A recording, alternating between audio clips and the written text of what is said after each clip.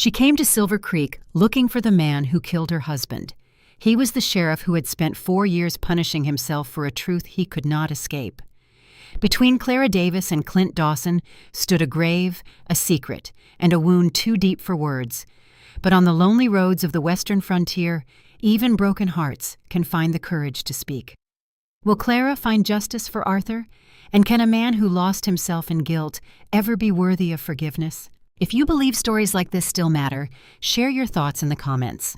Clint lit the oil lamp at 4:48 in the morning. It was exactly 4:48.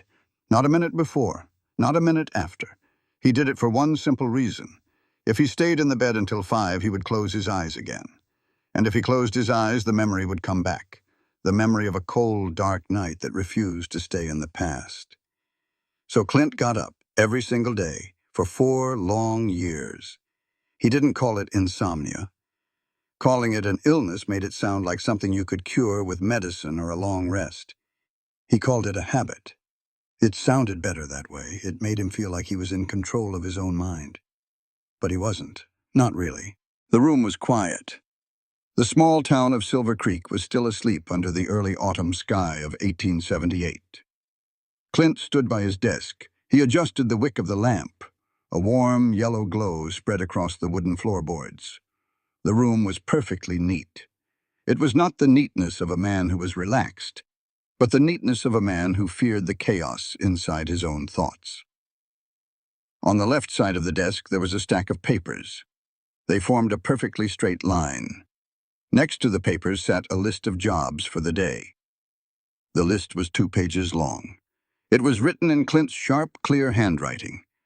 He didn't write the list because he had too much work. He wrote it because he needed to fill the empty hours. He needed a reason to keep moving. If he stopped to think, the dark would close in around him. Clint reached out and touched his heavy wool coat hanging on the wooden peg by the door. He put it on. It was heavy on his shoulders. He didn't wear it just to stay warm against the morning chill. He wore it like a shield. It was his armor against the world. He glanced down at the far corner of the desk. There lay a small photograph. It was placed face down on the wood. He never looked at the front of it. He never threw it away. It was a weight he had to carry, an anchor tied to his feet that kept him in this small town, living this half-life. Clint picked up his coffee cup. It was cold. He didn't mind. The bitter taste matched the emptiness in his chest. He took a sip, looking out the window at the dark, empty street. The town of Silver Creek was just beginning to stir. At 6 a.m., Clint stepped outside for his morning patrol. The air was sharp and fresh with the smell of wet earth and dry pine. The sky was turning from black to a pale silver blue. Clint walked down the boardwalk, his boots making a heavy, rhythmic sound against the wood. The town was waking up, but it moved slowly. Mrs. Harper was out in front of her shop, watering her pots of bright red geraniums. She saw him coming and stopped with the watering can held high. "Good morning, Sheriff," she said with a kind smile. "Morning, Mrs. Harper," Clint replied. His voice was steady. It was the voice of a man who always knew what to say. "The weather is turning cooler today. You might want to cover those plants before the frost sets in." "Thank you, Clint. I'll make sure to do just that." He gave a small nod and kept walking. 90 seconds. That was all he ever allowed himself to stop at any one place. It was enough to be a good neighbor, but not enough for anyone to look too closely into his eyes. A few doors down, the baker was rolling out dough. The smell of sweet yeast bread filled the cool morning air. The baker waved from the open window. Clint raised a hand in return. He knew the names of all the people in the town. He knew how many children the baker had, and he knew how much Mrs. Harper paid for her supplies. He knew all the small details of their lives. Yet he kept himself separate. He knew their names, but he never let them know his true name. He only gave them the badge. He only gave them the sheriff. Across the street, the blacksmith was already working. A sharp, loud clang of iron rang out into the quiet morning. Clint watched the sparks fly for a brief moment. He remembered when he used to watch his father work the forge a long time ago before the years took everything from him. Then he saw Silas. Silas Vance was sitting on the wooden bench outside the land office. He had a tin cup of steaming coffee and a newspaper in his hand. Silas had been his deputy for 3 years. He was the only person in the county who knew a part of the truth about that terrible night 4 years ago. Clint walked over and leaned against the hitching post. "The early train arrived 15 minutes ago," Silas said. He did not look up from the newspaper. His voice was calm, but there was a quiet worry in his tone. "A woman came in on it, Widow Davis." Clint felt his hands tighten deep inside his coat pockets. His knuckles turned white. The name sent a cold shock through his chest. "Is that right?" Clint asked. His voice gave nothing away. "What does she want?" "The deed to the land," Silas said, folding the paper and finally looking up. "She says she has the legal right to it." Clint let out a long, slow breath. The name Voss meant nothing to the town, but to Clint it meant everything. It was the name of the woman from Boston, the woman he had never seen, the woman whose husband he had killed in the dark. "Everyone says they have a right to the land when they come to Silver Creek," Clint said. "Let the land office handle it." "She isn't the type to just let the office handle it," Silas warned. "She asks a lot of questions. She is looking for the truth." Clint didn't answer. He looked out toward the horizon where the sun was just beginning to rise. He knew that the truth was heavy.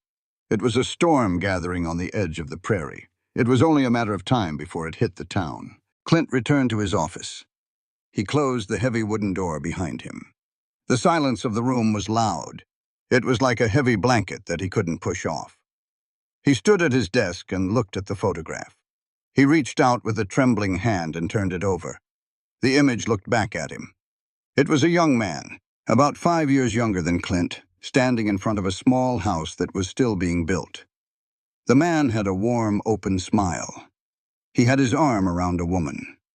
Clint could only see the side of her dark hair, but he knew her expression without seeing it. It was a look of hope. Next to them stood a small boy with bright, curious eyes. Clint stared at the face of the man. His name was Arthur Davis. The date was written on the back of the photo in faded ink, July 4th, 1873. Clint remembered the cold night, the fog, the sound of the horse running through the brush. He remembered the shadow. He remembered the fear that he was hunting a dangerous outlaw. He remembered the gun going off, the flash of light, and the silence that followed. He had carried that night with him for 4 years. He had used it to build a wall between himself and the rest of the world.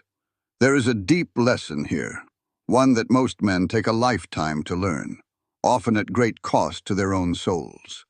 An unacknowledged responsibility becomes an invisible prison. A man thinks he is protecting himself by keeping silent, by carrying the burden of his guilt in total isolation, but he is merely locking his own cell door.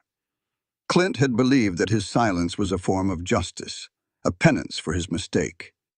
He thought he was sparing the widow from the harsh reality of how her husband died. But he was wrong. True liberation does not come from running away or from burying the truth in the dark. It begins when one accepts the courage to face reality, no matter how much it hurts. It requires a man to look the truth in the eye and say, "I am the one who did this, and I am the one who must make it right." Clint placed the photograph back onto the wood. He turned it face down, the way he always did. "I am sorry," he whispered to the empty room. The words felt small and hollow in the silence. They did not change the past. They did not bring the man back to life. But the widow was here in Silver Creek now. Clara Davis had not come for the land. She had come for the truth. And for the first time in 4 years, Clint knew he could not hide from it any longer. The man who had stopped living 4 years ago had to wake up. The morning air was thick with dust and the smell of burning wood. Clara Davis stepped down from the iron steps of the train. She held a small leather bag in her left hand. She held her life in her right pocket. It was a small notebook. The cover was worn thin from the long journey. Inside, the pages were filled with names, dates, and numbers. They were the facts of a life that had ended too soon. Clara stood on the wooden platform of the Silver Creek station. She did not rush. She did not look around for a friendly face. There was no one waiting for her anyway. She stood perfectly still and let her eyes adjust to the new town. She was a schoolteacher back in Boston. For 6 years, she had stood in front of a room full of children. She had watched their faces before she ever opened her mouth to speak. She knew when they were lying. She knew when they were hiding a secret. She knew when they were afraid. The platform in front of her told a story. To her left, a young man loaded crates onto a cart. He moved too fast. His hands were shaking. He was afraid of the man watching him from the corner. To her right, 2 men in worn suits leaned against the station wall. They talked in low voices. They stopped talking the moment she looked at them. The town of Silver Creek was trying very hard to appear normal. It was a town built on sand and sweat, with new buildings that still smelled of fresh paint and old dust. But underneath the surface, it was a town where people were afraid of something they could not name. Or perhaps, she thought, they were afraid of someone they knew all too well. Clara did not wait for the station master to approach her. She picked up her bag and walked down the steps. The wood of the platform groaned beneath her boots. A heavy hand touched her elbow. She stopped and turned around. The man standing before her was tall. He wore a heavy wool coat, despite the midday heat that was beginning to rise. His face was weathered and hard, like a stone left out in the sun and the rain. His eyes were the color of an empty sky. "Mrs. Davis," he said. His voice was low. It was the voice of a man who did not waste words. "I am Sheriff Dawson," he said. Clara looked into his eyes. She saw the shadow behind them. It was a deep, dark place where no light ever reached. She pulled her arm away gently. She did not step back. She stood her ground. "Sheriff," she said. Her voice was steady and clear. "I know who you are. I asked about you before I came to Silver Creek." The sheriff did not smile. His face remained completely still, like a photograph. "Is that so?" he asked. "And what did they tell you?" "They told me you were a good sheriff," Clara said.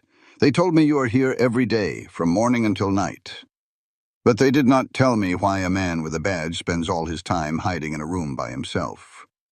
The sheriff's hand moved slightly. It rested near his gun. He did not touch the weapon, but the movement was there. Clara watched his hands. His knuckles were white. He was a man who was fighting a battle inside his own mind. "If you need help with your luggage, I can find someone," the sheriff said. "No, thank you," Clara replied. "I carry my own weight, Sheriff. I always have." They began to walk together down the main street. The road was wide and dusty. A few horses were tied to the hitching posts. Clara kept her pace steady. She did not look down at the dirt. She looked at the faces of the people who watched them from the windows of the stores. They saw the sheriff with the stranger. They did not wave. They just watched. Clara felt the weight of the town's silence. It was a heavy thing. "You came on the morning train," the sheriff said. He did not look at her as they walked. He looked ahead at the empty street. "I did," she said. "Silver Creek is a quiet town," he said. "People here work the land. They do not look for trouble." Clara turned her head and looked directly at the sheriff. "Trouble already came here 4 years ago," she said. "The day my husband was killed." The sheriff stopped walking. He stood in the middle of the dusty street. The wind blew a stray piece of hair across Clara's forehead. She pushed it back. She did not look away. For a moment, the whole world seemed to hold its breath. The blacksmith's hammer stopped ringing. The dogs in the alleyway went silent. "That was a tragic accident," the sheriff said. His voice was too flat. It sounded like he had practiced the words 1,000 times. "That is what the paper said," Clara answered. "The paper in Boston said it was an unavoidable accident. But Arthur did not have accidents. He was a man who looked at every detail. He was careful. He was a good man. The sheriff looked down at the ground. Then he looked back at her. "I was there," he said. Clara felt her heart beat against her ribs. It felt like a bird trapped in a wooden box. "I know you were," she said. "Your name is on the report." "Then you know the sheriff's office did what it had to do," he said. "I know what the paper said," she said again. "But I want to see the records, the land office records. I want to see why my husband was here in Silver Creek, and why he was so close to the mine at 4 o'clock in the morning." The sheriff did not answer right away. He seemed to be looking through her, to the past that he could not leave behind. "The land office is down the street," the sheriff said. He began to walk again. His steps were longer now. Clara had to take 2 quick steps to keep up with his long stride. "I will show you the way," he added. Clara followed him. She looked at his back. He walked like a man who is carrying a heavy cross. There is a deep lesson here. Human dignity and basic human rights do not come from being weak or needing someone to protect you. They come from the simple fact that you are a person with the right to know the truth about your own life and the lives of those you love. Clara knew this. She knew that her husband was a human being who deserved more than a quiet burial in a forgotten town. She knew that she had the right to demand answers. They reached the door of the land office. It was a small brick building. The paint on the wooden sign was peeling. The sheriff opened the door for her. He did not enter with her. He stayed on the porch, his hand resting against the wooden frame of the door. "I will be here when you are finished," he said. Clara looked at him one last time before she walked into the cool darkness of the office. "You do not have to wait, Sheriff," she said. "I can find my own way back to the hotel." "I am not waiting for you, Mrs. Davis," he said. "I am just doing my job." Clara walked into the office. The bell above the door rang, a small, cheerful sound that did not belong in this town. Clint watched the door close behind her. He stood on the wooden porch and breathed in the hot, dry air. He could smell the dust from the street. He could hear the distant voices of the children from the schoolhouse. Silas walked up the steps. He had a tin cup in each hand. He held one out to Clint. Clint took the cup. He did not drink, he just held the hot metal in his hands. "She is inside," Silas said. "I know she is," Clint said. "The land records are a mess," Silas said, leaning against the wooden railing. "You know that, Clint. Thorne made sure of it." Clint didn't answer. His mind was on the woman inside the office. She was not the weak widow he had expected to see. She was strong. She was a person who knew exactly what she wanted. "The men in town are watching," Silas said. "Thorne's men. They know she is the wife of the man who was killed." "I know they are," Clint said. "What are you going to do, Clint?" Silas asked. "When the truth comes out and they find out why Davis was here?" Clint looked down into his coffee. The dark liquid moved in small circles. "I am going to let the law take its course," Clint said. "You always say that," Silas said. "But the law isn't always what a man needs. Sometimes a man needs a little mercy." "Mercy is for the innocent," Clint said. "I gave up my right to mercy the night I shot a man in the dark." Silas shook his head. He looked at Clint with a mixture of anger and deep sorrow. "You can't live like this, Clint," Silas said. "You've been in that room for 4 years. You're a man, not a prisoner." Clint didn't answer. He turned his head and looked through the glass window of the land office.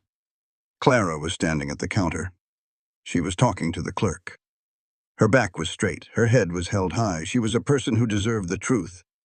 And Clint knew that if he could not give her the truth, he would be no better than the men who wanted to keep it buried in the dark. The land office was dim and smelled of damp paper and old leather. Clara stood in front of the high wooden counter. The clerk, a small man with thin gray hair, was looking through a large leather-bound book. He licked his thumb and turned another page. His hands were stained with black ink. "The records for 1874 are not here, Mrs. Davis," the clerk said. He did not look up from the book. His voice was thin and dry. Clara leaned closer to the counter. She did not let her frustration show. She had spent years dealing with school children who did not want to show her their work. She knew how to wait. "Mr. Miller," she said. Her voice was quiet, but it carried across the small room. "The records must be here. They are the property of the county. My husband bought Lot 14C in March of 1874. There must be a deed." Miller stopped turning the pages. He looked up. His eyes were small and watery. He looked toward the door where the shadow of the sheriff could be seen on the porch. "The sheriff took the records," Miller said in a low whisper. "4 years ago, the night your husband—" He did not finish the sentence. He did not have to. Clara felt a cold chill run down her spine. The sheriff had the records. The man who had shot her husband was the same man who held the paper that proved why Arthur was in Silver Creek. "Thank you, Mr. Miller," Clara said. She turned around and walked out of the office. The hot afternoon sun hit her eyes. She stood on the wooden porch. The sheriff was still there. He was standing by the railing looking at the street. Clara walked up to him. She did not wait for him to speak. "You have the records," she said. Clint turned to look at her. His face did not change. He did not look surprised. "I have the internal records of the sheriff's office," he said. "The land office does not have them," Clara said. "Miller said you took them the night Arthur was killed."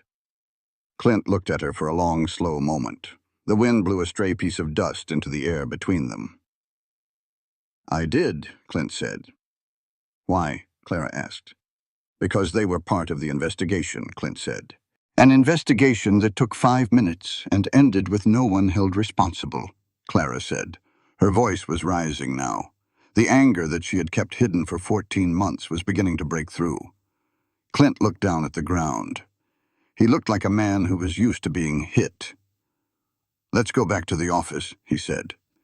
Clara did not want to go to the office. She wanted to walk away. She wanted to get on the next train and go back to Boston, where the air was clean and the ground was made of stone, not dust. But she could not leave. Not yet. "All right," she said. They walked in silence. The street was hotter now. The heat rose from the wooden planks of the boardwalk, making the air look thick and wavy. They reached the sheriff's office. Clint opened the door and held it for her. The room was cool and smelled of coffee and cedar wood. It was perfectly neat. There was not a single piece of paper out of place. Clint walked behind his desk. He sat down in the heavy leather chair. He looked very tired. He reached into the top drawer and pulled out a thick manila folder. It was tied with a piece of dark string. He placed the folder on the desk. He did not push it toward her, he just left it there. Clara walked to the desk and looked down at the folder. She read the name written on the front in faded black ink. Davis, Arthur. Clara felt her heart stop for a second. "The name is Arthur," she said. She looked up at Clint. Clint didn't answer right away. He looked at the folder. Then he looked at her. "I know," he said. "Then you knew who I was," she said. "The moment I stepped off the train." Clint closed his eyes for a brief second. When he opened them, they were more empty than before. "I did," he said. "You knew before I even asked about the land," Clara said. "I looked at the records this morning," Clint said, "before you arrived at the land office." Clara put her hands on the desk. She leaned forward. Her knuckles were white. "My husband was killed 4 years ago," she said. Her voice was shaking now. The anger was hot and heavy in her chest. "And you knew his name. You knew he was from Boston. You knew everything." "I did," Clint said again. "Why did you let me walk into this town?" she asked. "Why didn't you leave? Why didn't you run?" Clint stood up from the chair. He was taller than she realized. He walked to the window and looked out at the street. "Because a man cannot run from himself, Mrs. Davis," Clint said, "no matter how far he travels. There is a deep lesson here. Repentance is not just about feeling guilty or being sorry for what you've done. True repentance involves the capacity to endure the pain of looking directly at the person you have harmed without turning away. Clint had spent 4 years hiding in this small room, because he was afraid of what he would see if he looked in the mirror. He thought that by carrying his guilt in secret, he was being a responsible man. But he was only running from the reality of his own actions. Clara looked at his back. She saw the heavy wool coat. She saw the way his shoulders were held tight. "You killed him," she said. Clint turned around. His face was pale. "I fired the gun," he said. "That is the truth. That is what the report says." "Was it an accident?" she asked. Clint looked her in the eyes. He did not look away. He did not lie to her. "I don't know," Clint said. Clara let out a short, bitter laugh. "You don't know?" she said. "You don't know if you killed a man?" "It was dark," Clint said. His voice was low. "The man was moving. He was close to the mine. Thorne told me there was an outlaw in the area. An outlaw with a gun." Clara's eyes widened. The name Thorne made everything different. "Thorne?" she said. "Yes," Clint said. "Thorne called me. He told me someone was in the mine. He told me to go alone." "My husband was an accountant," Clara said. "He didn't have a gun. He had a pencil and a book." Clint walked back to the desk. He touched the edge of the paper folder. "I know that now," he said. "But I didn't know it then. I was young. I was afraid. I did what the landowner told me to do." Clara sat down in the wooden chair opposite the desk. She felt the strength leave her legs. The anger was gone, replaced by a deep, heavy sorrow. "You knew," she said. "I knew his name," Clint said. "But I didn't know his wife's name until today, when Silas told me." Clara looked at the folder on the desk. She did not want to touch it. She was afraid of what was inside. "Where is Thorne now?" she asked. "He is in Austin," Clint said. "But he is coming back. He's coming back this week." Silas came through the door. He held a cup of coffee and a piece of paper. He stopped when he saw the two of them. "Clint," Silas said, "Thorne is on his way. He will be in Silver Creek by Friday." Clint didn't look at Silas. He looked at Clara. "Let him come," Clint said. Clara looked up at the sheriff. She saw a man who had stopped living 4 years ago, a man who had built a prison for himself out of guilt and fear. But she also saw something else. She saw a man who was ready to face the truth. "Sheriff Dawson," she said, "we are going to open that folder." Clint nodded slowly. "Yes," he said, "we are going to open it." The morning sun had barely cleared the horizon when Clara Davis walked back into the sheriff's office. The air inside was cool, smelling strongly of stale coffee and cedar wood. Clint Dawson was already at his desk. He was looking at a map of Silver Creek County, his finger tracing the boundary lines with a slow, mechanical rhythm. He looked up when the door clicked shut. There were dark circles under his eyes, the kind that came from the deep, heavy sleep of a man who fought his own mind every night. "Mrs. Davis," he said. His voice was as flat and even as the prairie outside. "Sheriff," Clara replied. She did not take off her shawl. She stood near the window watching the pale morning light cut across the floorboards. She reached into her bag and pulled out a small, folded piece of paper. "I went through the records from the county recorder's office. Not the ones you have in your drawer, the ones kept at the regional office in town." Clint laid his hand flat on the map. He did not ask what she had found. He simply waited. "There are pages missing," she said. Her tone was not accusing. It was the calm, measured tone she used when a student handed her an incomplete assignment. "Pages 14 through 17 of the 1887 ledger are gone. They were cut out with a knife." Clint didn't blink. His expression remained hardened, carved by 4 years of silence. "Ledgers get lost," he said, "or they get ruined by the damp." "These were cut," she insisted, taking a step closer to the desk. "A clean edge. Someone didn't want the next person to read the names listed under the land transactions, specifically the transactions involving Caleb Thorne." Clint shifted his weight. "Thorne has lived here longer than anyone. He handles the loans for the farmers. He handles the lumber mill. The county depends on him." "Dependence is a very different thing from honesty, Sheriff," Clara said. There is an important human truth to be understood here. When a community depends on one powerful figure for its survival, people often mistake that reliance for integrity. But true equality and human dignity cannot exist where one man holds the power to decide who keeps their home and who loses it. Clara understood that the missing pages were not a mistake. They were an intentional way of hiding the truth from those who had a right to it. Clint walked to the window and looked out at the street. A wagon rolled by, the horse's hooves clattering on the dry dirt. "I don't keep Thorne's ledgers," Clint said. "My job is to keep the peace, not to look at his account books." "Your job," Clara said, her voice dropping to a low, rhythmic whisper, "is to enforce the law.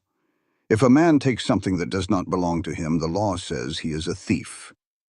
Clint turned back to face her. The look in his eyes was sharp. "You talk about the law as if it's a simple thing. You think it's black and white, right and wrong. Out here, Mrs. Davis, the line between the law and a bullet is very thin. Sometimes the man who wears the star is the one who steps over that line first." "I know what you did 4 years ago," Clara said. The room grew very quiet. "Then you know I made a mistake," Clint said. "I know that a man is dead," she said. Clint looked down at his desk. His hand hovered over the manila folder. "If you want to understand the land dispute, we have to look at the property itself. We have to go out to the parcel this morning. The county rules require a formal inspection before the dispute can go to the judge." Clara tightened the wool shawl around her shoulders. "Let's go, then." The ride out to the disputed parcel of land was long and dusty. The horses moved at an easy walk, the sound of their hooves a steady, calming rhythm against the soft earth. The prairie grass was dry and yellowed from the summer heat, stretching out like an endless sea of gold until it met the dark line of the hills in the distance. Clint rode slightly ahead of Clara. His back was straight, his shoulders square against the wide sky. He watched the horizon with the careful, watchful eye of a man who expected danger at any turn. Clara watched him from behind. She noticed the way he checked the road, the way his eyes moved to the left and right, looking for tracks. He was a man who lived entirely in the present moment because the past was too painful to recall, and the future was something he had not allowed himself to hope for. They stopped near the edge of a small creek. The water was shallow, clear, and cold, bubbling over smooth gray stones. Clint dismounted first. He tied his horse to a low-hanging oak tree, then turned to help Clara down from her saddle. He held out his hands. Clara looked at him for a second. She did not need help, but she took his hand anyway. His skin was rough, calloused by the reins and the gun, but his touch was steady and surprisingly gentle. As soon as her boots touched the ground, she let go of his hand and took a step back. "Arthur used to write about this creek," she said, looking out over the water. The wind caught her dark hair, blowing it across her face. "He said the water here was clear enough to see the rocks at the bottom. He wanted to build a house here, right by those 2 willow trees." Clint walked over to the water's edge. He picked up a flat stone and skipped it across the surface. The stone made a quick skip, skip, skip before sinking into the reeds. "It's good land," Clint said. "The soil is rich, but it's near the mine. Thorne wants that land because of the iron ore beneath it, not because he wants to grow wheat." "Arthur knew that," Clara said. She walked toward the water and sat down on a large, dry stone. She smoothed her skirt over her knees. "He told me before he left Boston. He said that Thorne was creating false debts for the families in town. He said that Thorne was using the land office to take their property." Clint leaned against the trunk of the willow tree. He looked at the water. "If that's true, why didn't he go to the judge? Why didn't he go to the sheriff 4 years ago?" Clara looked up at him. There was a hard, clear truth in her eyes. "Because he knew that the people who were supposed to protect the law were working for Thorne," she said. "He wanted to collect the documents first. He wanted to have the evidence in his hand." Clint didn't answer. He felt the weight of his own badge, the weight of the star pinned to his wool coat. He had lived for 4 years thinking he was an honest man just because he didn't take money from Thorne. But he saw now that silence and looking away were just as harmful as taking the bribe. There is a vital human lesson to be learned here. Respect for human dignity and human rights is not something that happens by accident. It requires action. When a person sees another being treated unjustly and chooses to remain silent, they become part of the system that causes the harm. Clint realized that by hiding in his office and keeping quiet, he had allowed Thorne to treat the people of Silver Creek as if they had no rights at all. "Mrs. Davis," Clint said, his voice softer than before, "I will help you find the records." Clara looked surprised, but she did not smile. She just nodded her head once. "Thank you, Sheriff." They remounted their horses and began the ride back to town. The sky was turning a bright, clear blue, and the air smelled of sage and wild mustard.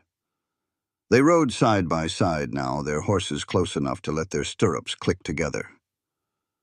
Clara Davis stood on the porch of a small house at the edge of town. The wood was gray and weathered, the paint long since faded away. This was where Elias Crown lived. He was the former accountant for Caleb Thorne. Clara knocked on the door. It was a rhythmic, even knock. 3 quick taps. After a long moment, the door creaked open a few inches. A man peered out at her. He was old, his back bent like a question mark. His skin was pale and his hands trembled as he held the edge of the wooden door. "What do you want?" the old man asked. His voice was thin, like dry paper rustling in the wind. "Mr. Crown?" Clara asked. Her tone was warm and patient. "My name is Clara Davis. I am the widow of Arthur Davis. I would like to speak to you about the accounts." The old man's eyes widened. He looked past her to the street as if he expected Thorne's men to be watching. Then, with a deep sigh, he opened the door all the way and stepped back. "Come inside," he said quickly. The interior of the house was dark and stuffy. The windows were covered with heavy faded curtains. The room smelled of old medicine, stale bread, and dust. A single candle flickered on a small wooden table in the center of the room. Clara sat down in a high-backed chair. She placed her leather bag on her lap. Elias Crown sat opposite her, his hands wrapped around a tin cup of hot tea. "I know why you're here, Mrs. Davis," Elias said. His voice was stronger now, though it still had a dry rattle. "You want to know about your husband." "I do," Clara said. "Thorne is a dangerous man," the old man said, looking at the flickering flame of the candle. "He doesn't care about the land. He cares about the power and the money. Your husband, Arthur, was a very smart man. He worked at the lumber mill. He looked at the books, and he saw something that didn't make sense." Clara leaned forward. "What did he see, Mr. Crown?" The old man took a slow sip of his tea. "He saw that Thorne was making people sign papers they couldn't read. He made them believe they were borrowing money to buy seed or livestock. But the papers were not loans. They were deeds to their land. Thorne kept the extra copies locked in his safe at the bank." "And Arthur found those copies?" Clara asked. "He found the ledgers," Elias said. "He wrote the numbers down in a small notebook. The same notebook you probably have in your bag right now." Clara touched her coat pocket. The notebook was there, safe against her heart. "The night your husband died," Elias continued, "he was coming to my house to show me the figures. He had the documents with him. But Thorne found out. Thorne met him near the mine. Thorne told the sheriff there was an outlaw on the road." Clara felt her blood run cold. She listened to the story with the careful, analytical mind that had served her for years in the schoolroom. "So the sheriff was used," she said. "Clint Dawson was young and trusted Thorne," Elias said. "Thorne told him the man by the mine was a thief. Dawson went out there in the dark. He shot first. That's the way Thorne wanted it. Thorne took the notebook from your husband's coat, but he didn't realize there was another copy in the ledger." Elias Crown pointed a trembling finger at a small dark trunk in the corner of the room. "That trunk," the old man said, "contains the original figures, the ones showing that Arthur Davis never owed a cent to Caleb Thorne." The ones proving that the land is yours. Clara stood up. She walked to the trunk and placed her hand on the cold iron lock. "Why didn't you give this to the sheriff 4 years ago?" she asked. The old man looked down. "Because I was afraid. Thorne told me that if I spoke to anyone, my family would lose everything they had. But you, Mrs. Davis, you are not afraid." There is an educational value to be stated here. Justice is not merely a legal process. It is a moral obligation to protect the rights of the individual against the abuse of the powerful. An educational lesson for the reader. The truth cannot remain hidden forever, no matter how hard those in power try to destroy the evidence. Elias Crown's decision to share the truth shows that when people are given the facts and shown the moral path, they can choose to correct the wrongs of the past. Clara opened the trunk. Inside were yellowed pages of ledgers covered in neat, precise handwriting. The numbers were clear. "Thank you, Mr. Crown," Clara said. She took the ledger and carefully placed it in her bag. She said goodbye to the old man and stepped out into the afternoon sun. Meanwhile, Clint Dawson was standing in the middle of the main street. He watched the train station from beneath the brim of his wool hat. The afternoon train was approaching. A thick cloud of black smoke rose above the hills. Silas walked up to him. He carried a rifle over his shoulder. "Clint," Silas said. "Thorne is on that train. I saw him get on at the junction." Clint didn't move. He kept his eyes on the train. The wheels screeched as the heavy engine came to a stop at the wooden depot. "Let him get off," Clint said. A number of passengers stepped down. Then Caleb Thorne appeared. He was dressed in a fine, dark suit, a gold watch chain hanging across his vest. He carried a leather briefcase and looked around the platform with the cold, superior air of a man who owned everything in the town. Thorne saw the sheriff waiting for him. He walked over, his boots making a sharp sound on the boardwalk. "Sheriff," Thorne said, his voice was smooth like oil on a wheel. "It seems we have some business to settle. The widow is in town, isn't she?" "She is," Clint said. "Good," Thorne said, patting his leather case. "We can settle this quickly. I have the papers. The land is mine, and the sheriff's office will make sure there is no trouble." Clint didn't look at the briefcase. He looked directly into Thorne's eyes. "The records are not what they seem, Caleb," Clint said. Thorne's smile vanished. "Watch your step, Dawson. You know how this town works. You know what happened to the man who asked too many questions 4 years ago?" Clint's hand rested on the grip of his gun. He did not pull the weapon. He just let his hand stay there, steady and calm. "I know exactly what happened 4 years ago," Clint said. "And it's time we cleared the ledger." At that moment, Clara Davis stepped out onto the street. She walked toward them, her bag heavy at her side. She looked at Thorne. Then she looked at the sheriff. There was no fear in her eyes. There was only the calm, steady determination of a person who knew the truth and was ready to demand justice. The schoolhouse in Silver Creek was a small, one-room building made of rough-sawn pine. The floorboards creaked under the weight of 15 pairs of small boots. The air smelled of chalk dust, wood smoke, and damp wool. Clara Davis stood by the blackboard. She held a piece of white chalk in her hand. The regular teacher was down with a bad case of the winter flu, and the town council had asked Clara to step in for a few days while she waited for the land dispute to clear. She looked at the children sitting on the wooden benches.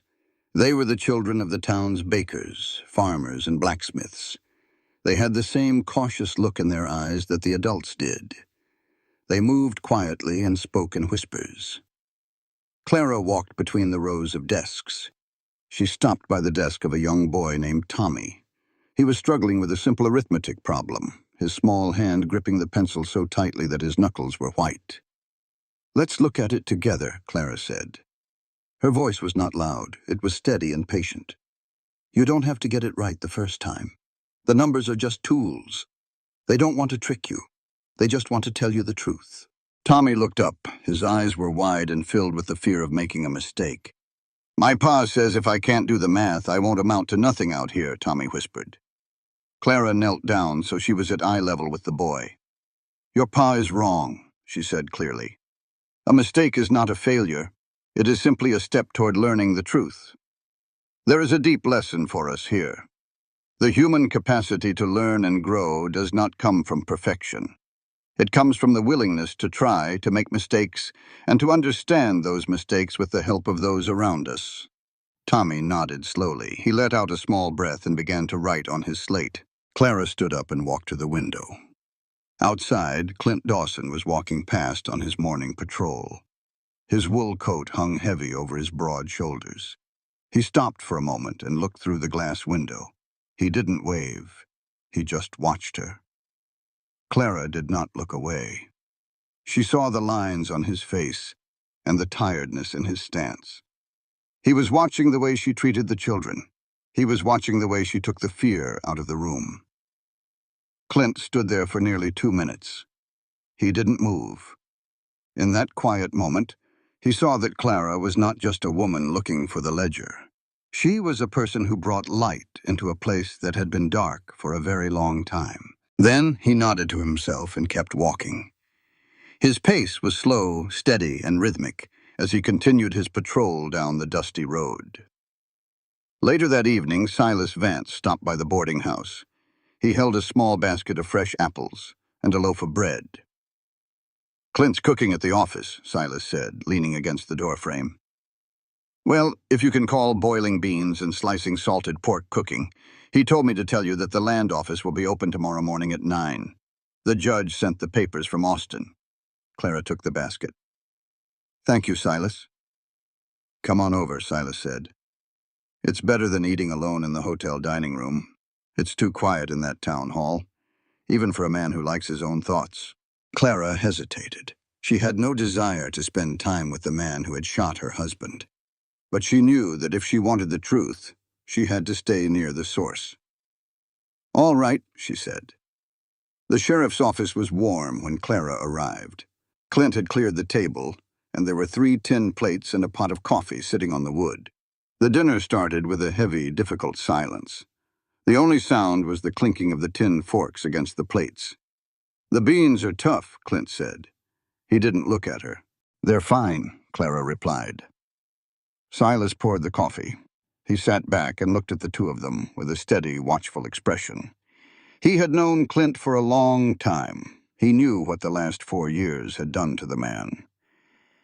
"Clint was a good deputy before he put on the star," Silas said, taking a bite of his bread. "He didn't talk much, but he knew what to do when there was trouble." Clint raised his cup to his lips. "That was a long time ago, Silas." "It's only 4 years," Silas said. "A man doesn't change that much in 4 years. Not unless he wants to." Silas looked at Clara and then at Clint. "Tell her about the Miller boy," Silas said. Clint's face grew dark. He put his cup down on the table. The metal made a sharp clink. "There's nothing to tell," Clint said. "Go on, Clint," Silas insisted. "She's got a right to know the kind of man you are when you aren't wearing that coat." Clint looked down at the table. He took a deep breath. "There was a boy," Clint said, his voice quiet. "He was 12 years old. He came from the mining camp. His father died in the mine accident, and the boy tried to steal a sack of flour from the general store. The store owner wanted to lock him up for 3 months. Winter was coming. The cell was cold." Clara listened. Her eyes did not leave his face. "What did you do?" she asked. "I didn't lock him up," Clint said. "I paid for the flour. Then I took the boy to the blacksmith. He needed an apprentice. The boy learned the trade, and now he has his own shop in the next county." Clint looked at Clara. There was a faint glimmer of light in his eyes. "That didn't make up for the dark night," he said. "But it's the only thing I did that felt like something right." Clara looked at him for a long moment. She saw the good in the man, even if he didn't want to see it himself. "A person can do bad things and still be a good person, Sheriff," she said. "The human being is more than their single mistake." Silas nodded. "There's a deep lesson in that, Clint. We have to learn to forgive ourselves, or we spend our whole lives in prison." Clint looked down at his tin plate. He didn't answer, but the silence that followed was not as heavy as before. It was an honest moment between two people who were beginning to see each other. Later, as Clara walked back to the boarding house, the night was cool and dark. The sky was filled with bright, clear stars. Footsteps sounded on the boardwalk behind her. She stopped and turned. Clint was standing there. He had his hat in his hands, and his wool coat was unbuttoned. "Mrs. Davis," he said. "Clara," she said. Clint looked surprised. Then he looked down at the ground. "Clara," he said. The sound of her first name in his voice felt real and heavy. "Thank you for tonight, for what you said to the boy at the schoolhouse. And here." Clara smiled a little. It was the first time she had really smiled since she arrived in Silver Creek. "You are welcome, Clint," she said. She turned to go, but Clint took a step forward. "Clara," he said again, "if you want to know about the ledgers tomorrow, I will be at the office at 8, not 9. Silas was wrong." Clara looked at him. She saw the quiet sincerity in his face. "I will be there," she said. She continued on her way. She could feel him watching her all the way to the hotel door. There is a vital human truth here. A community and its people do not heal because someone tells them to. They heal because the individuals within that community choose to connect with one another. Healing starts with small, quiet moments when the truth is spoken without judgment or anger. Clara understood that Clint was not the monster the paper had made him out to be. He was simply a man who was hurt and needed to find his way home. The morning light was gray and thin when Clara Davis walked into the back room of the Silver Creek Archives. The air smelled of damp paper, old wood, and decay.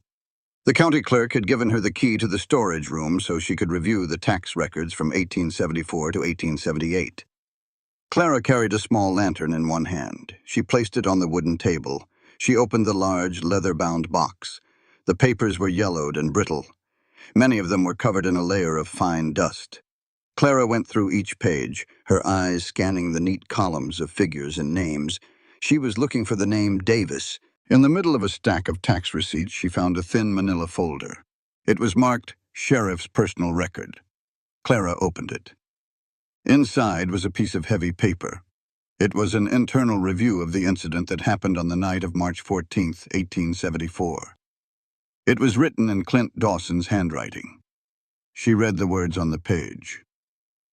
"Officer C. Hartley, confirmed shooter. Internal review.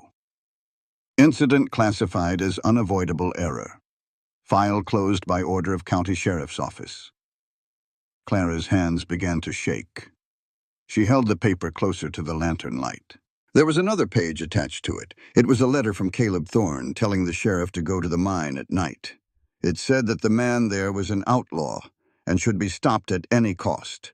But the specific pages that contained the details of the investigation, the names of the witnesses who worked for Thorne, were missing. Clara read the report again. "It was confirmed," she whispered into the empty room. The sheriff knew. He knew that he had shot an innocent man in the dark, and he knew that the incident was covered up by the county officials and Thorne's people. She felt a cold wave of betrayal wash over her. She remembered his voice from the night before. She remembered the story about the boy in the blacksmith's shop. She had almost believed that he was an honest man. She closed the folder. Her knuckles were white. "He knew," she said aloud. "He knew all along." She stood up and walked out of the archives. The morning air was cold and sharp. She didn't go to the boarding house. She went straight to the sheriff's office. Clara pushed the heavy wooden door open. The bell rang. Clint was at his desk. He looked up, a small, hopeful look appearing on his face. "Clara," he said. He stood up from his chair. Clara walked to the desk. She did not say a word. She took the manila folder out of her bag and dropped it onto the wood. The paper made a heavy, dry sound. Clint looked at the folder. Then he looked at her. The light in his eyes died, replaced by the familiar cold gray look he wore when he was hiding in his thoughts. "Where did you find this?" he asked. In the archives, Clara said. Her voice was cold and sharp, like the edge of a winter knife. You wrote this report, didn't you, Clint? The day after you killed my husband. Clint looked down at the report. He didn't try to touch it. I wrote it, he said. You wrote that it was an unavoidable error, she said. Her voice rose, filled with cold fury. An unavoidable error? You shot a man who was carrying a ledger, not a gun. You shot him in the dark because Thorne told you to do it. Clint stood there. He didn't step back. He took the anger without looking away. There was no light, Clara, he said. You have to understand. I don't have to understand anything, Clara said. Her voice was shaking with fury. You knew who Arthur was. You knew his name the day I arrived at the station. You let me walk into this town. You let me talk about him as if he were a stranger to you. You let me sit at your table and eat your food. Clint reached out a hand toward her. Clara, please. She stepped back. She did not want his touch. Don't touch me, she said. You have no right to touch me. You used the law as an excuse to hide your crime. You are no better than Caleb Thorne. Clint's face went pale. The words hit him like a physical blow. He stood there, his wool coat hanging heavily on his shoulders, his star glinting in the pale light of the room. Did you kill him because Thorne paid you? She asked. Clint looked her in the eyes. The gray in his eyes was almost black. No, he said. Thorne didn't pay me. I didn't take a cent from him. I was just afraid. I was a man who wanted to be something more than nothing. Clara let out a short, cold laugh. That doesn't bring him back to life, she said. There is a deep lesson to be learned here. When people make decisions based on fear and a lack of complete information, the resulting actions often cause irreversible harm. An educational lesson for the reader. The law and the badge do not make a person right. True justice requires not only following the rules, but also having the courage to look at the full context of a situation before taking an action that cannot be undone. Clara picked up the folder. She held it against her chest. We are done, Sheriff, she said. I will take these records to the judge in Austin myself. You can stay in your room. You can stay here for the rest of your life, hiding in the dark. She turned around and walked out the door. The bell above the door rang, but this time the sound was dry and hollow. Clint watched her go. He didn't follow her. He didn't call her name. Silas walked in from the back room. He had been sitting in the corner the whole time. He looked at Clint with a sad, steady gaze. You should have told her everything, Clint, Silas said. From the beginning. Clint didn't look at his deputy. He sat down in his chair and looked at the empty desk. She wouldn't have understood, Clint said. She's a teacher, Silas said. She understands more than you think. But she needs the whole truth, not just the piece that makes you look like a monster. Clint didn't answer. He reached out and touched the photograph on the desk. He flipped it over and looked at the face of Arthur Davis. I am a monster, Silas, Clint said. I took a man's life. You took a man's life because you were lied to, Silas said. And if you stay here and let her leave like that, you're letting Thorne win again, the same way he did 4 years ago. Clint looked out the window. The street was empty. The sun was high in the sky, and the dust was blowing across the road like a yellow fog. He knew that Clara was leaving. He knew that the only way to make things right was to find Thorne and confront him with the ledger that Clara had found. He stood up and reached for his hat. The man who had stopped living 4 years ago had to wake up. He could not run from the truth any longer. The night air was cold. The wind carried the dry scent of dust and dead leaves from the prairie. Clint Dawson stood on the wooden porch of the boarding house. He held his wool hat in his hand. He looked at the small square window on the second floor. A single yellow light shone through the glass. It was late. The town was asleep. Clint raised his hand. He hesitated, his knuckles hovering an inch from the rough pine door. He was afraid, not of the dark, and not of Caleb Thorne. He was afraid of the truth. He was afraid of what Clara Davis would say when he took off his armor. But he knew he could not hide any longer. He knocked. 3 heavy, even beats. The silence that followed was thick. Then the slide of a metal latch sounded. The door opened slowly. Clara stood in the doorway. She wore a high-collared cotton nightdress and a dark shawl. Her hair hung down over her shoulders. She did not look glad to see him. Her eyes were hard and steady, like a stone wall in the pale light of the moon. "Sheriff?" she said. Her voice was flat and distant. Clint did not move. He kept his eyes on the floorboards for a moment before looking up into her face. "I came to tell you the rest of it," Clint said. His voice was rough. "Not the story from the report. Not the words I wrote to keep my badge. The rest of the truth." Clara stared at him. She did not open the door wide. She held the edge with her fingers, her knuckles pale. "I don't think there is anything left to say, Clint," she said.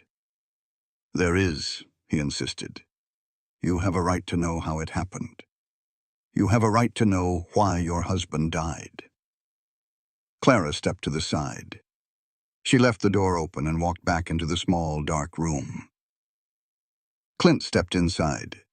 The room smelled of lavender and old paper. He didn't sit down. He stood by the small table in the center of the room. Clara sat on the edge of the bed. She kept her hands folded over her lap. "Tell me then," she said. Clint took a slow, deep breath. The memory was a heavy stone in his chest.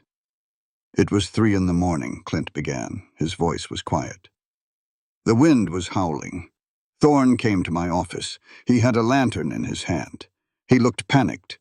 He said that a man was out by the old mine and that the man had a rifle. He said it was an outlaw." Clara did not say a word. She just listened. "I was sheriff for only 6 months, Clint continued. "I was young. I wanted to do the right thing. I wanted to prove to the town that I could protect them. I didn't wait for Silas. I didn't bring another man. I took my rifle and I went into the dark." Clint's hand came up and touched the star on his coat. "I saw a shadow near the wooden shed," he said. "The shadow moved. I called out. I told the man to stop. The man turned around. He reached into his pocket. In the dark, the movement looked like a man reaching for a gun." Clint stopped. The memory was right there in front of him. "I fired," Clint said. "The flash was bright. When I ran to the body, I saw the face. It was your husband. He was not reaching for a gun. He was reaching for his notebook. The ledger was in his coat." Clara's eyes filled with tears, but she did not let them fall. She looked down at her hands. "He was trying to show someone the records," she whispered. "Yes," Clint said. "He was trying to show them to me, but I didn't look. I was too afraid of being wrong. I was too afraid of the dark." Clint looked her in the eyes. "Thorne came out of the shadows," Clint said. "He told me not to tell anyone. He said it was an accident. He said he would take care of the paperwork. I was a coward. I let him write the report. I let him bury the notebook." Clara stood up from the bed. She walked to the window and looked out at the street. "You were afraid," she said. "I was," Clint said. "I used my guilt as a prison. I lived in that office for 4 years because I thought I deserved to be alone. I thought that by punishing myself I was paying for what I did." Clint walked over to Clara. He didn't touch her. He stood a foot away. "But I was wrong," he said. "That is not justice. That is just running away." There is an educational value to be stated here. The lesson is simple but important. Responsibility is not self-destruction. It is the courage to face the truth and make amends where possible. A man thinks he is being responsible by carrying his guilt in secret, but he is merely locking his own cell door. True liberation begins when a person accepts reality, no matter how bitter, and takes steps to fix what can still be repaired. Clara looked up at him. She saw the truth in his eyes. There were no words in the report. There were no excuses. There was only the naked truth of a man who had made a terrible mistake and was now ready to face the consequences. "We are going to find Thorne," she said. Clint nodded slowly. "Yes," he said. "We are." The early morning sun was bright, casting long, sharp shadows across the prairie grass.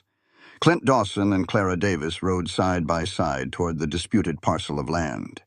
The air was cool and crisp, carrying the sharp scent of sagebrush and wild mustard. They rode in silence. The heavy, difficult wall between them was gone. In its place was an understanding built on the truth. They reached the edge of the creek. The water was clear, bubbling over smooth gray stones.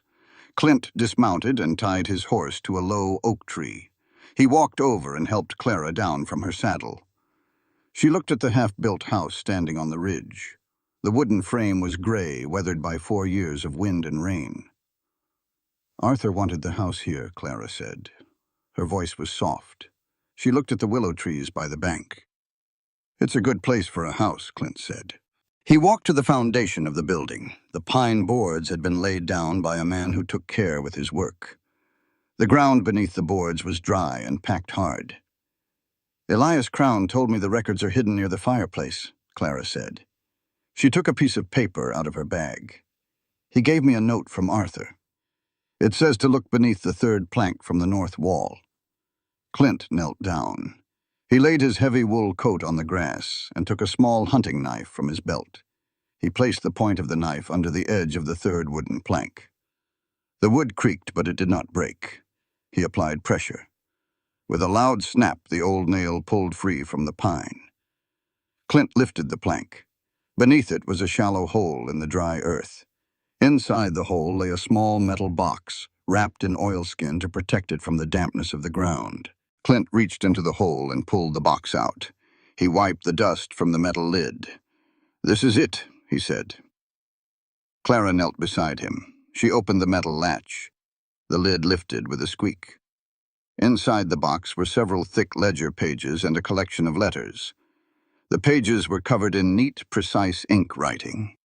Clint unfolded the top sheet. It was a letter addressed to the regional judge in Austin. It detailed the false debts and the forged names that Caleb Thorne had used to take land from the local families. "Arthur wrote this before he died," Clara said. Her fingers touched the paper. "These documents are the proof," Clint said. He looked at Clara. "The proof that Thorne is a thief." Before Clara could answer, the sound of a horse's hooves broke the silence of the prairie. Clint stood up quickly. He reached for his revolver. 2 men rode over the top of the ridge. They were riding hard, their horses kicking up a thick cloud of dust. The man in the lead was Caleb Thorne. He wore a dark wool suit and a heavy leather vest. Behind him was one of his ranch hands, a large man with a scar over his left eye. Thorne pulled his horse to a sudden stop. The animal reared slightly, snorting in the dry air. Thorne looked down at the metal box in Clint's hands. His face turned dark. "Dawson," Thorne said. His voice was cold and sharp. "Put the box down and step away from the woman." Clint did not move. He stood between Thorne and Clara. His hand remained steady on the grip of his revolver. "It's over, Caleb," Clint said. "The ledger is here. We have the letters." Thorne let out a dry, hard laugh. He reached into his coat and pulled out a heavy Colt revolver. The metal gleamed in the sun. "You think you can bring a box of old paper to a judge and win?" Thorne asked. "This is Silver Creek, Dawson. The town belongs to the bank. The bank belongs to me. If you take that box, you won't even make it to the county line." Clara stood up beside Clint. She looked directly into Thorne's eyes. "You are a thief, Mr. Thorne," she said. Her voice was clear and steady. "The time of your power is over. The people of this town have a right to their homes." Thorne gestured to the man behind him. "Get the box." The man on the large horse spurred his mount forward. He reached for his holster. Clint was faster. He pulled his revolver from the leather holster. The metallic click was loud in the crisp air. "Don't do it," Clint said. His voice was calm. It was the voice of a man who had left his fear behind. "The law is here, Caleb, and the sheriff's office is open." Before the ranch hand could reach his weapon, the sound of a rifle shot echoed from the ridge above the creek. A puff of white smoke rose from behind the rocks. Silas Vance stood up from the brush, his rifle pointed toward the sky. Behind him were 3 local farmers, each holding a shotgun. "Drop the iron, Thorne," Silas shouted from the ridge. "The town is here, and we are not leaving." Thorne looked around. He saw the men on the ridge. He saw the determination in the farmers' faces. He looked at Clint Dawson, whose eyes were steady and clear. Thorne's hand shook. He let the hammer of his revolver down. He dropped the weapon into the dry grass. "You're a fool, Dawson," Thorne spat. Clint walked over and picked up the heavy revolver from the grass. He nodded to Silas. "Silas, take him to the town hall," Clint said. Silas came down from the ridge with the farmers. They tied Thorne's hands behind his back with a leather rope. Thorne did not say another word. He was led away down the dusty road, followed by the angry, silent men of the town. There is a vital human lesson here. Human equality and basic rights are not gifts from the powerful. Rights are defended through active courage, and a person's dignity must be preserved by standing firm against injustice, even when the odds seem difficult. Clint and Clara had stood their ground, and in doing so they brought light into a place that had lived in the dark for too long. Clint turned back to Clara. He held the metal box in his hands. "It's over," Clint said. Clara looked at the half-built house on the ridge. The wind blew through the open frame. "No, Clint," she said. Her voice was soft and full of meaning. "It is just beginning." 2 months had passed since the trial in Austin. The courtroom had been small and smelled of stale tobacco and sheep wool. Caleb Thorne was sentenced to 10 years in the state penitentiary for forgery and conspiracy. The town of Silver Creek had changed. It was not a sudden change. It was slow, like the thawing of a river in the early spring. The disputed land was given back to the 11 families. The false debts were canceled. The land office now had new ledgers with clean lines and real numbers. Clara Davis sat on the front porch of the small house on the ridge. She held a cup of black coffee in her hands. The air was cool and crisp. The morning sun was a bright, clean orange. The ridge looked different now. The half-built house no longer felt like a grave. It felt like a foundation. She looked down at the town. She could see the smoke rising from the chimneys. She could hear the bell of the one-room schoolhouse. It was the same schoolhouse where she had spent the last 2 months teaching the children. She liked the work. She liked the way the children looked at her when they finally understood a difficult sum. There is an educational value to be stated here. Education is not just about learning numbers or letters. It is the process by which a person discovers their own worth. It teaches them that their voice matters. An educated mind gives a person the strength to stand up to injustice. It gives them the ability to read the world for what it is, not for what others tell them it should be. Clara knew this. She knew that by teaching the children, she was helping them build a future where they could not be easily tricked by men like Thorne. Clara took a sip of her coffee. The bitter, warm taste made her think of Arthur. She did not feel the same sharp pain she had felt when she first stepped off the train. She felt a quiet, steady memory. He had wanted this place to be a home, and she was making it one. She had received a letter from her sister in Boston 2 weeks ago. The letter asked when she was coming back. It asked why she wanted to stay in a dusty Texas town. Clara had written back 2 days later. She told her sister that she was not coming back to Boston. There was nothing for her there but the quiet memory of a life that had ended. Here, there was work to be done. There was land to clear. And there was a man who had made a terrible mistake, but was willing to stand in the light. Down in the town, Clint Dawson walked out of the sheriff's office. The county had tried to find a new sheriff, but the local families had signed a petition. They asked Clint to stay. The judge in Austin had reviewed Clint's internal report, along with Arthur's hidden letters. They ruled that the shooting 4 years ago was a result of deception and fear. It was not a crime of intent, but the tragedy of a system that allowed one man to hold all the power. Clint kept his badge pinned to his wool coat, but it felt different now. It was no longer a piece of armor to hide his shame. It was a tool to serve the people. He did not work 16 hours a day anymore. He sometimes went home before the sun went down. He sometimes sat on the porch and watched the stars. He walked up the ridge toward the house. He carried a leather bag of nails and a small hammer in his hand. He had come to fix the corral fence. He liked using his hands. It made the world feel simple and real. When Clint reached the fence, he saw Clara sitting on the porch. He stopped for a moment, just watching her. The morning light was in her hair. She looked up and saw him. She didn't look away. She gave him a small, quiet nod. Clint walked to the corral. He began to hammer the loose boards. The sound of the hammer was steady. Clank, clank. It was a rhythmic sound that filled the silence between them. He thought about the last 4 years.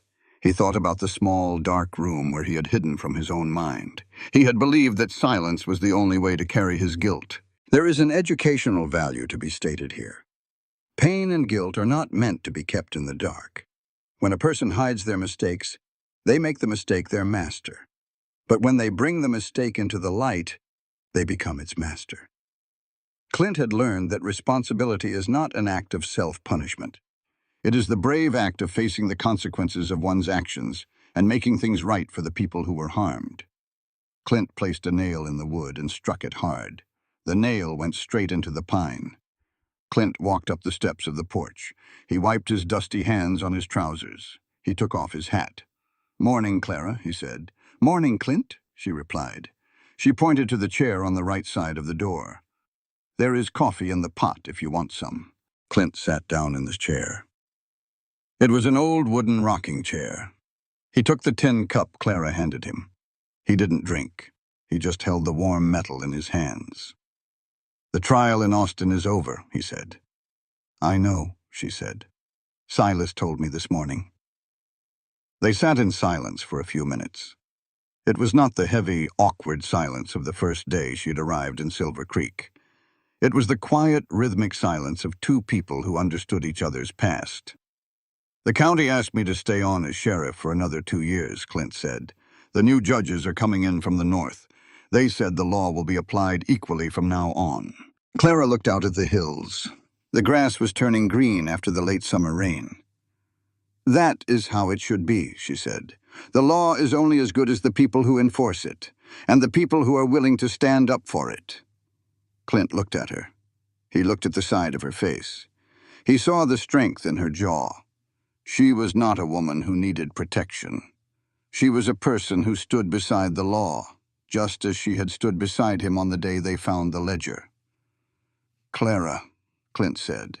His voice was very low. "I was thinking about the house, the way it was supposed to be built." Clara turned her head. She looked at him.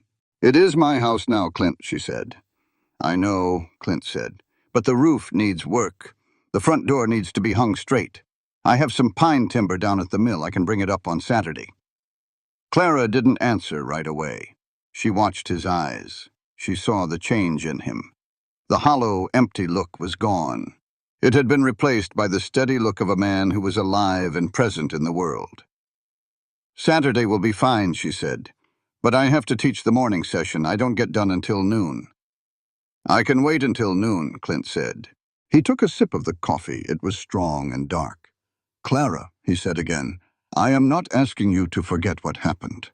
I am not asking you to tell me that everything is all right. Because it isn't. The past is what it is." Clara placed her tin cup on the wooden floorboards. The sound was soft. "I know it isn't all right," she said. "But we are not the people we were 4 years ago. A human being is defined by what they choose to do with the time they have left. A mistake can break a person, or it can teach them how to live with more purpose. There is an educational value to be stated here. Forgiveness is not about forgetting the past. It is about understanding the full truth of the situation and choosing to move forward with wisdom. Clara understood that holding on to anger would only keep both of them trapped in the same dark room. By choosing to move forward, she showed that the ultimate measure of a person's character is their capacity for redemption and growth. Clint looked at her. He saw the truth in her words. The weight in his chest was gone. It had been replaced by a quiet, steady peace. A few weeks later, the late autumn sun was warm. The town of Silver Creek was busy. People walked along the boardwalk. The blacksmith's hammer rang out with a clean, clear sound. On the ridge, the house was nearly finished. The new roof was on. The front door stood straight and solid. Clint was out by the corral, finishing the last posts. His wool coat was off, hung over the fence post. His shirt sleeves were rolled up to his elbows, and his skin was covered in sweat and sawdust. He was building something real with his hands. He was using his strength to make the world a little better than he found it. Clara sat on the porch. She had a small group of children from the school sitting at her feet. She was reading from a book of stories. The children listened, their eyes wide with wonder. Clint stopped hammering. He wiped the sweat from his forehead with the back of his hand. He looked up. He looked at the house. He looked at the woman sitting on the porch with the children. Clara looked up from her book. She met his gaze. She did not look away. She smiled. It was a warm, bright smile that held no shadow. Clint smiled back. The story that began in the dark 4 years ago was not the same story anymore. It had been rewritten, not with lies and not with silence. It had been rewritten with the truth. The day had not ended. The sun was still high. And as Clint walked up the steps to the house, he knew he was finally home. This story exists within the realm of fiction, where imagination shapes reality. Any similarities to real-life individuals, organizations, or events are entirely coincidental. The author does not endorse or represent any real entity through the content of this work. As the dust settles over Silver Creek, this story leaves us with a truth as wide and quiet as the western prairie. No man can outrun the past forever, and no heart can truly heal while the truth remains buried. Sheriff Clint Dawson spent 4 long years believing that guilt was the price he had to pay for taking an innocent man's life. He hid behind his badge, his duty, and the silence of a small office, thinking that suffering alone was the same as making things right. But this story teaches us that guilt without action is only another kind of prison. Real responsibility begins when a person has the courage to face the wound, speak the truth, accept the consequences, and do what can still be done to repair the harm. Clara Davis came to Silver Creek not with a gun, not with revenge, but with courage, dignity, and a demand for justice. She reminds us that love does not end at the grave. Her love for Arthur gave her the strength to ask difficult questions, to stand before powerful men, and to protect the truth when others were too afraid to speak. Through Clara, we see that justice is not only found in courtrooms or written laws. Justice begins in the human heart, in the moment we decide that the weak should not be crushed, that the poor should not be cheated, and that every person deserves to be seen, heard, and respected. The fall of Caleb Thorne also shows us an important lesson about power. A town can be controlled by fear for many years, but fear is never stronger than people who finally stand together. When Clint, Clara, Silas, and the families of Silver Creek chose truth over silence, the whole town began to change. That is the deeper meaning of this Western tale. One brave voice can awaken another, and when enough honest hearts rise together, even the darkest injustice can be brought into the light. And perhaps the most touching lesson is the meaning of forgiveness. Forgiveness does not mean forgetting what happened. It does not erase loss, grief, or wrongdoing. Clara's forgiveness is not weakness. It is wisdom. Clint's redemption is not automatic. It is earned through truth, humility, and service. The story reminds us that a human being should not be defined only by the worst mistake they ever made, but by what they choose to do afterward. A broken man can still choose honor. A grieving heart can still choose compassion. A wounded town can still become a home again. In the end, Silver Creek is more than a dusty frontier town. It is a mirror of life itself. We all carry regrets, secrets, losses, and unfinished stories. But this tale tells us that healing begins when we stop hiding from the truth. Courage, compassion, justice, and forgiveness are the values that give life meaning. And when we choose to stand for what is right, even after years of darkness, we help build a world where love, dignity, and humanity can live again.